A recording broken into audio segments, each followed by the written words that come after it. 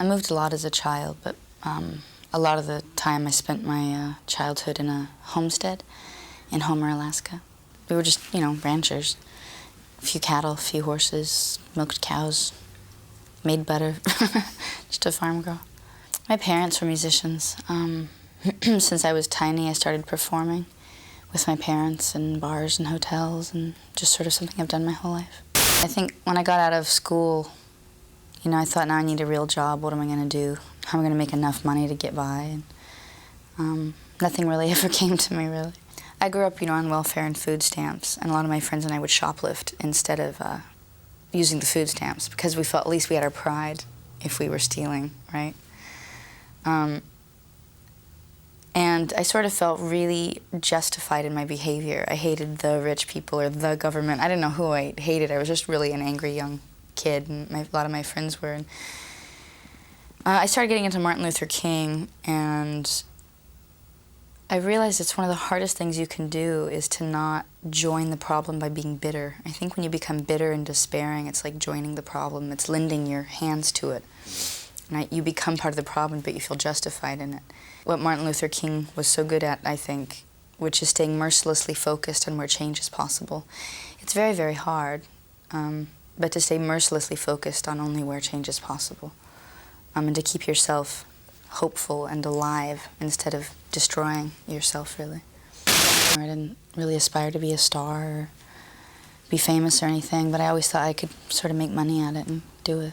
When I moved out, I moved to a city, San Diego, and it's much harder to be poor in a city because you can't raise your own food. And I finally got fired from my last job and couldn't pay the rent and got kicked out of my house, and so I ended up kind of homeless for about a year. And I lived in a car for about a year. When I was living in my car, it was just sort of one of those feelings of, we all go through it, but there has to be something. I mean, even if you can't imagine there being an option. I never thought I'd get out of my car. I thought I'd always be homeless, but if you don't keep some space in your brain for an option, it probably never comes to you. It sort of forced me into singing. I couldn't do anything else, and I began writing music and singing in a coffee shop, and I didn't make demo tapes for record labels or anything. I just was trying to get by, and news spread, and then record labels heard about me, and all of a sudden they were showing up. It was just kind of funny. They were real stiff, I remember that, and they had the suits on, wearing all black usually.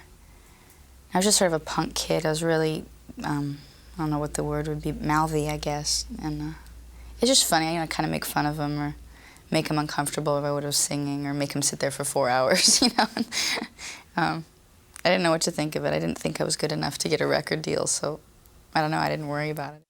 When I realized people were serious, I was in a great position because I just had nothing to lose. I wasn't going to give up my life and my happiness just to get a record deal, because you couldn't take anything else away from me. I mean, I had nothing really, so I made it real clear to the labels that, were seriously interested in me, that I was a songwriter and I was going to have to learn and develop. And the label I ended up signing with never talked to me about what they wanted me to be, what they wanted me to wear, what they wanted me to sound like.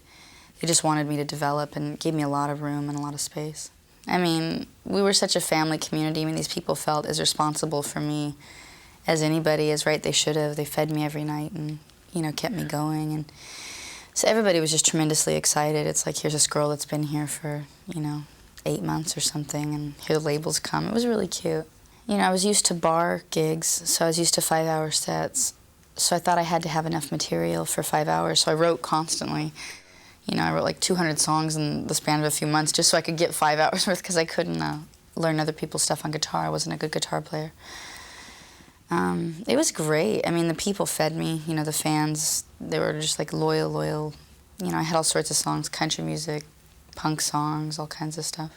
I've been my whole life a live performer. I've been in front of audiences, and that's what my music is relative to. I'm used to singing for people.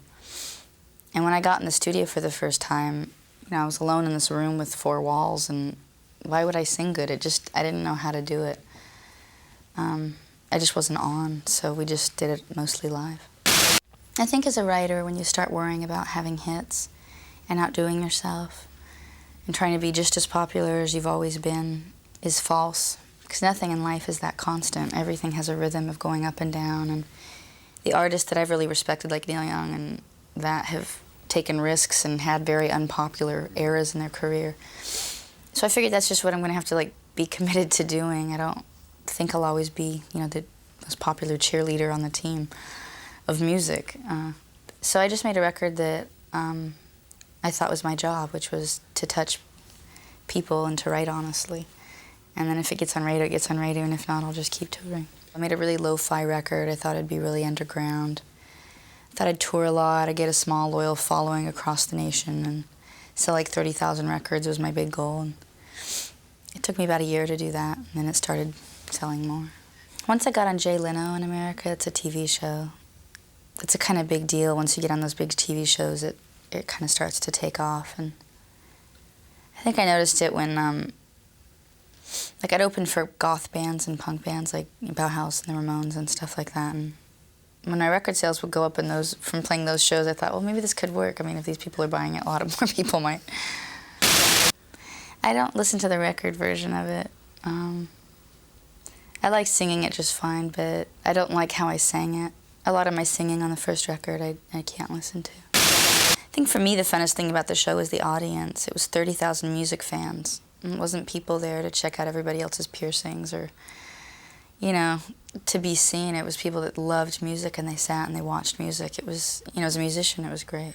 When I came out, when Sarah came out, Tori Amos came out, if Tori was being played on the radio and Sarah, then I couldn't get on because only 2 women were allowed on radio when there were 30 men played on radio in America. So it was very, very hard. My album didn't break for a long time simply because Joan Osborne was big at the time, or once I got on the radio, other girls couldn't get on. And so I think Sarah's real goal was to let the industry know that our music was in demand, that we could draw just as big a crowds, and promoters wouldn't give us the chance.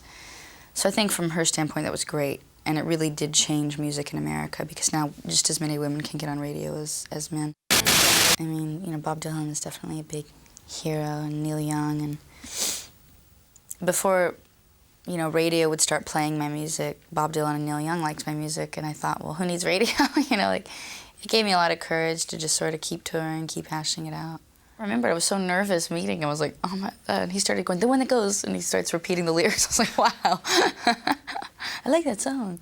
I mean, to be on the cover of Time, I mean, only a handful of musicians have been on the cover, and it was pretty great. I have, I guess, 600 songs in my catalog, so I go back and I decided a certain theme for the record, and I had, I think, you know, 12 out of 14 songs written, and then I wrote 2 for it, and that was it.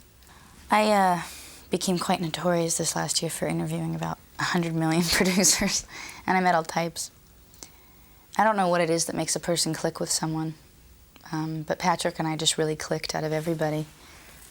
And I knew immediately I needed to work with him because he really got the theme of what I was trying to do. A lot of people come into a project with their own history, of course, their own musical history and their own beliefs, their own everything, ideology. And Patrick was really, really open to the idea of making something that can't be identified with one specific target audience. And that's a hard thing to do, to make music kind of irrelative of that, without putting the coolest, latest, you know, resisting that kind of urge. And he's very classy. I mean, he's a classy producer and also really good at becoming what the artist needs instead of making the artist fit his vision, sort of. We wanted to make sure that we got players that were singer-songwriters, that would understand the sort of structure and emotion of the music instead of sort of hitting the mark musically, professionally. I don't think I'm less visible particularly, but it takes a lot of the pressure off of the dynamic of the show. That's a real relief. I can take a show to a different place now because I have a band than I could before. And it's a lot less lonely, frankly. You know, I used to tour alone for 5 years, and it definitely gets kind of depressing. Having just guys along is like a social, it's like having a family, so it's nice. And lyrics have always been easier for me in melody. I'm just still not great at guitar, so if somebody writes music, I mean, it's pretty simple. The more world trauma I and many others witness that has to do with the killing over religion, race, socioeconomic stance. I really wanted to try and write a record that transcended the borders of those, that people could relate to no matter what side of anything they were coming from, that spoke to sort of the human element that is very common in people. When I moved to San Diego, we were roommates, and we both got kicked out of the house because we were both too poor. She lived in her car, and I lived in mine, so we've just sort of always been partners. And she's an incredibly bright, savvy woman that is kind of changing the face of how the music business even works. So it's been great. You know, I'm protected every which way you can imagine. When the record labels came, we thought, you know, if we can use this business to help people like us, then, you know, we'll do it. And that motivated me to work my ass off for however long it took. And only after 5 years, we got to set up, you know, an organization. It didn't even take long. It was great. So it's an umbrella organization. Instead of being a charity that supports one thing, we're an umbrella that supports many other people's nonprofits, and then organizes our own events. Like we have something called Project Clear Water, that 4 million people die a year of unclean water, and someone dies every 8 seconds of unclean water. So we're setting up small systems in small third world communities that can start making their own clean water and then bottling it so they have an income as well. So we're putting in the technology and creating the technology for those communities. We have about 14 things right now we're supporting, everything from helping a health clinic in India to counseling groups for people who lose children in America, lots of things.